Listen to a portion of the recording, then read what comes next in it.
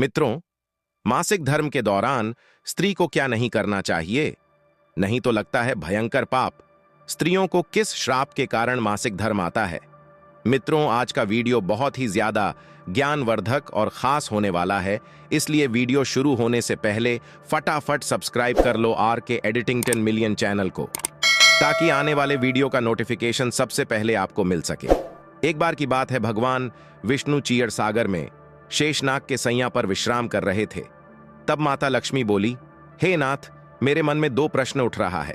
आप इसे बताकर मुझे संतुष्ट कीजिए कि मासिक धर्म के दौरान स्त्री को क्या नहीं करना चाहिए, नहीं तो लगता है भयंकर पाप। स्त्रियों को किस श्राप के कारण मासिक धर्म आता है? तब भगवान विष्णु कहते हैं, हे देवी, तुमने जो प्रश्न किया है ये मानव कल्याण हेतु काफी महत्वपूर्ण है। इस पर्सन को हर स्त्री और पुरुष को जरूर जानना चाहिए। हे देवी, चलिए इस प्रश्न को एक कथा के माध्यम से जानते हैं। एक नगर में सुखदेव नाम का एक ब्राह्मण रहता था। सुखदेव अपने पत्नी के साथ मिलकर एक भंडारा किया, सभी ब्राह्मण और संतों को खिलाकर के जब वह ब्राह्मण सुखदेव अपने घर के द्वार के सामने गया तो उसने देखा कि उसके घर के सामने एक कुत्ता और सुअरनी आपस में कुछ बात कर रहे थे। जब ब्राह्मण सुखदेव ने उस कुत्ते और सुअरनी की पूरी बात सुनी तो सुखदेव को बड़ा आश्चर्य हुआ। वह कुत्ता और सुअरनी उसके माता पिता ही थे, जो पिछले जन्म के पाप कर्मों को करने के कारण इस जन्म में कुत्ता और सुअरनी बन गए हैं। तब वह ब्राह्मण सुखदेव मन ही मन सोचने लगा, यह दोनों तो साक्षात मेरे माता पिता हैं, जो मेरे घर पर पशु बनकर आए हैं। भगवान ने किस कारण से इन दोनों को पशु बना दिया है? किस पाप के कारण मेरे माता पिता को यह पशु का शरीर प्राप्त हुआ है? सुखदेव ने सोचा कि अब मैं इनके उद्धार के लिए क्या करूं। इस प्रकार विचार करते हुए सुखदेव ब्राह्मण को रात भर नींद नहीं आई और वह रात भर भगवान का स्मरण करते हुए वह सोच विचार करने लगा। उसने सोचा कि मैं अपने माता पिता की मुक्ति के लिए क्या करूं। तब उसे याद आया कि मेरे माता पिता की आत्मा की मुक्ति का उपाय केवल मुनि वशिष्ठ जी ही बता सकते हैं। सुबह होते ही सुखदेव ने स्नान आदि कार्य संपन्न करके मुनि वशिष्ठ जी से मिलने के लिए उनके आश्रम पर जा पहुंचा। आश्रम के अंदर प्रवेश करते ही मुनि वशिष्ठ जी ने सुखदेव का स्वागत किया और वशिष्ठ जी सुखदेव से कहने लगे, हे ब्राह्मण श्रेष्ठ, आप आज किस कारण से हमारे आश्रम में पधारे हैं? हे ब्राह्मण श्रेष्ठ, आप बड़े दुखी जान पड़ रहे हैं। आपके दुख का कारण क्या है? सुखदेव कहता है, हे मुनिवर, आपको मेरा प्रेम भरा प्रणाम। हे मुनिवर, आज आपके दर्शन मात्र से मेरा जन्म सफल हो गया है, परंतु हे मुनीश्वर, यहां आज मैं आपके पास अपनी एक शंका को लेकर आया हूं। कृपया आप ही मुझे इस दुख से बाहर निकाले। हे भगवान, मुझे इस शंका से आजाद करे। मैं अत्यंत दुखी और दुर्बल हो गया हूं। वशिष्ठ जी ने आगे कहा कि हे ब्राह्मण देव, आप दुखी मत होइए। आपकी जो भी शंका है वह निसंकोच होकर मुझसे पूछो, मैं अवश्य तुम्हारी शंका का समाधान करूंगा। फिर सुखदेव कहता है, हे मुनिवर, कल मैंने अपने घर पर भगवान सत्यनारायण का पूजन करवाया तथा अनेक ब्राह्मणों को और भूखे लोगों को भोजन कराया। मैंने सब कुछ विधिपूर्वक पूजन किया। फिर जब मैं अपने घर के बाहर अपने मेहमानों को अपने द्वार तक छोड़ने आया तो मैंने देखा कि मेरे द्वार पर एक कुत्ता और एक सुअरनी दोनों मेरे घर के सामने खड़े होकर बात कर रहे थे। सबसे पहले कुत्ता उस सुअरनी से इस प्रकार से कहने लगा कि देखो, आज देखो कैसी घटना घटी। हमारे पुत्र के घर में ब्राह्मणों के भोजन के लिए जो दूध रखा था, एक सांप ने उस दूध के बर्तन में अपना विष उगल दिया था, जिसे देखकर मुझे बड़ी चिंता होने लगी, क्योंकि उसी दूध से भोजन बनने वाला था। अगर मेरे पुत्र के घर पे उस विषैले दूध से कुछ बनाया जाता और सभी लोग उस दूध को खा लेते तो उन सबकी मृत्यु हो जाती। इसीलिए मैंने उस बर्तन में से सारा दूध पी लिया। लेकिन जब मेरी बहू की दृष्टि मुझ पर पड़ी तब उसने मुझे डंडों से खूब पीटा, जिससे मेरे शरीर का अंग भंग हो गया। अब मुझे बहुत पीड़ा हो रही है और इसी वजह से मैं लड़खड़ाते हुए चल रहा हूं। मुझसे यह पीड़ा सहन नहीं हो रही है। कुत्ते की बात को सुनकर वह सुअरनी बहुत दुखी हो गई और वह अपना वृतांत सुनाने लगी और बोली कि हे प्रीतम, अब मैं तुम्हें मेरे दुख का कारण सुनाती हूं। पूर्व जन्म में मैं इस ब्राह्मण की माता थी, परंतु आज इस ब्राह्मण ने सभी लोगों को भोजन कराया किंतु इसने मेरे सामने घास तक नहीं डाली और ना ही मुझे जल पिलाया।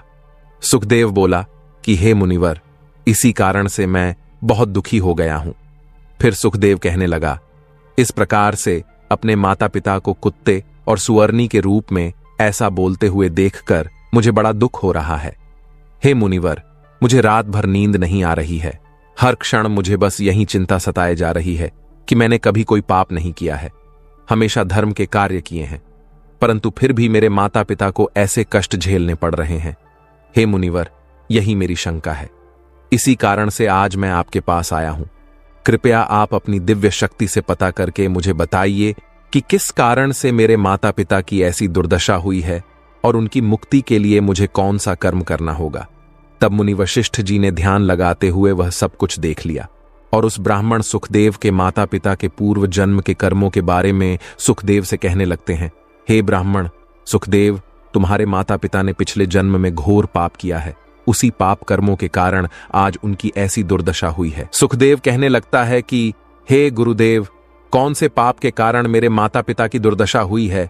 कृपया मुझे उसके बारे में विस्तार से बताने की कृपा करे, मैं जानना चाहता हूं।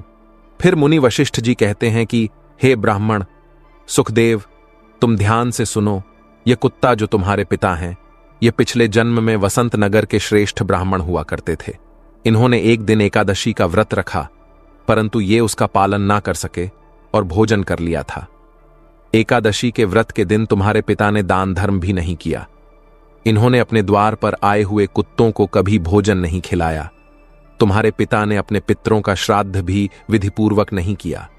तुम्हारे पिता ने पिछले जन्म में मासिक धर्म के दौरान ही तुम्हारी माता के साथ संबंध बनाया था और इसी पाप के कारण तुम्हारे पिताजी को इस जन्म में कुत्ते का जन्म मिला है। हे ब्राह्मण पुत्र, अब तुम अपनी माता के बारे में सुनो। तुम्हारी माता ने रजस्वला होते हुए भी भोजन बनाया। मासिक धर्म के दौरान ही इसने भगवान की पूजा उपासना की, तुलसी को जल चढ़ाया। रजस्वला होते हुए भी तुम्हारी माता ने भगवान को भोग लगाया, इसी कारण से इसे महापाप लगा है। मासिक धर्म के दौरान स्त्री 3 से 5 दिनों के लिए अपवित्र हो जाती है। मासिक धर्म के दौरान स्त्री को पूजा पाठ नहीं करना चाहिए, ना ही सत्संग करना चाहिए। प्रत्येक स्त्री को इन 3 से 5 दिनों में अपने बाल भी नहीं धोने चाहिए, इससे उसके पति की आयु कम होती है। मासिक धर्म के दौरान पेड़ पौधों को स्पर्श नहीं करना चाहिए। प्रत्येक रजस्वला स्त्री के साथ संबंध भी नहीं बनाना चाहिए, वह मुनिवर। अब आगे कहते हैं कि जो पुरुष रजस्वला स्त्री के साथ संबंध बनाता है उसे ब्रह्म हत्या का पाप लगता है। जो पुरुष रजस्वला स्त्री के वस्त्रों को स्पर्श करता है उसे भी पाप लगता है। रजस्वला स्त्री के शरीर में 3 से 5 दिनों तक ब्रह्म हत्या का पाप निवास करता है और 6वें दिन ही वह स्नान करके पवित्र हो जाती है। 6वें दिन स्नान करने के पश्चात रजस्वला स्त्री को अपने पति का मुख देखना चाहिए, अन्य किसी पुरुष का मुख नहीं देखना चाहिए। यदि पति समीप ना हो तो सूर्यदेव के दर्शन करने चाहिए। गुरु वशिष्ठ सुखदेव से कहते हैं, हे ब्राह्मण श्रेष्ठ, इसी पाप के कारण तुम्हारे पिता को कुत्ते और तुम्हारी माता को सुअरनी का जन्म प्राप्त हुआ है। सुखदेव कहता है, हे मुनिवर, अब आप मुझे मेरे माता पिता की मुक्ति के लिए उपाय बताने की कृपा करें।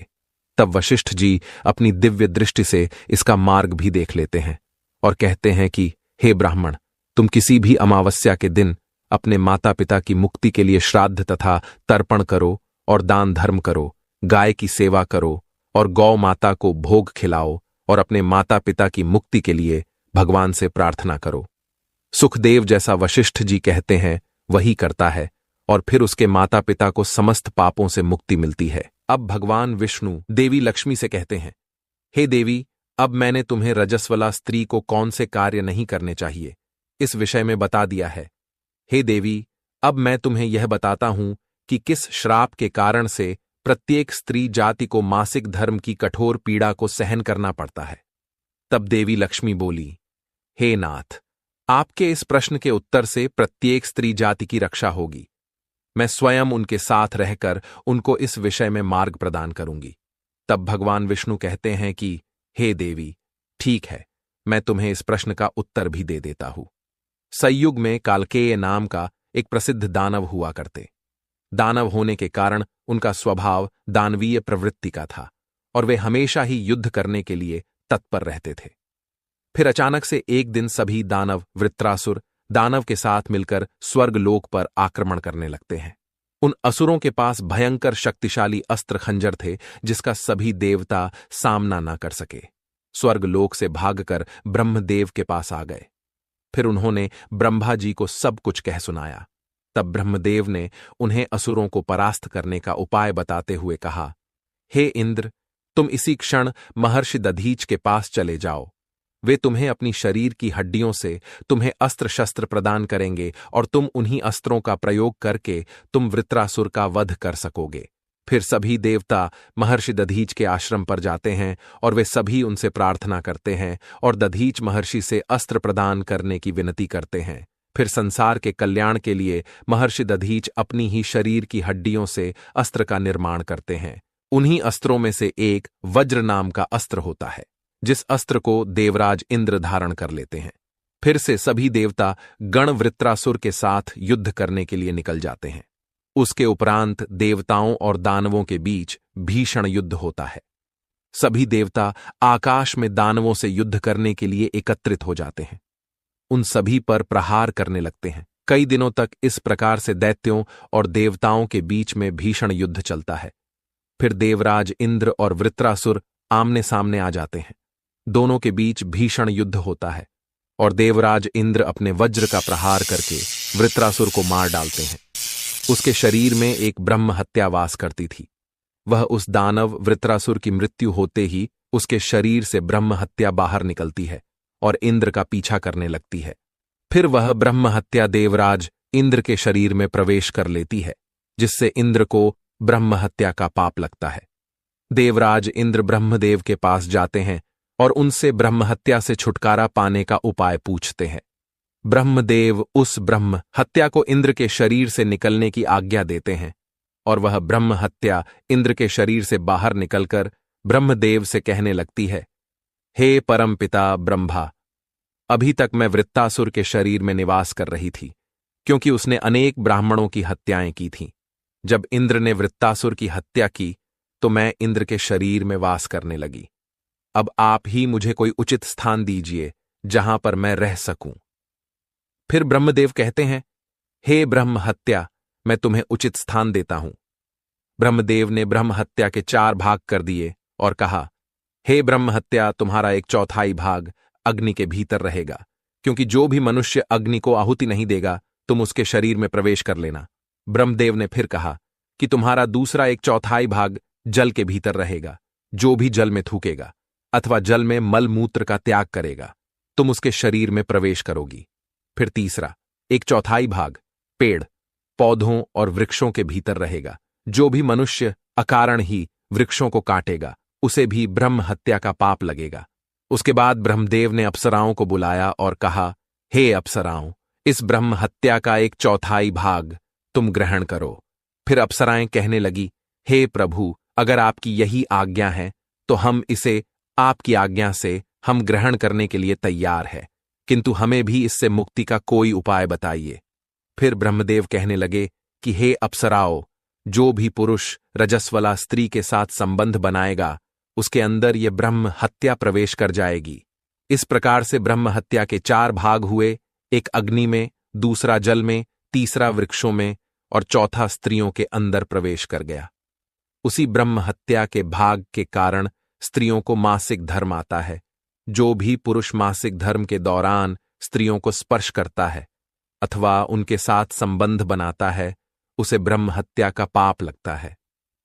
अब आगे भगवान विष्णु कहते हैं, हे देवी, इस प्रकार से मैंने आपको स्त्री के रजस्वला होने के पीछे की कथा और रजस्वला स्त्री को कौन से कार्य नहीं करने चाहिए इसके विषय में बता दिया है। अब माता लक्ष्मी कहती हैं, हे प्रभु, आज आपने मुझे बहुत ही महत्वपूर्ण ज्ञान दिया है।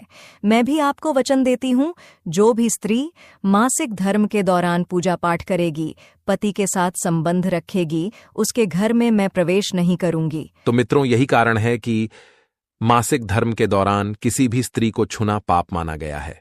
मासिक धर्म के दौरान स्त्रियों को यह कार्य नहीं करने चाहिए।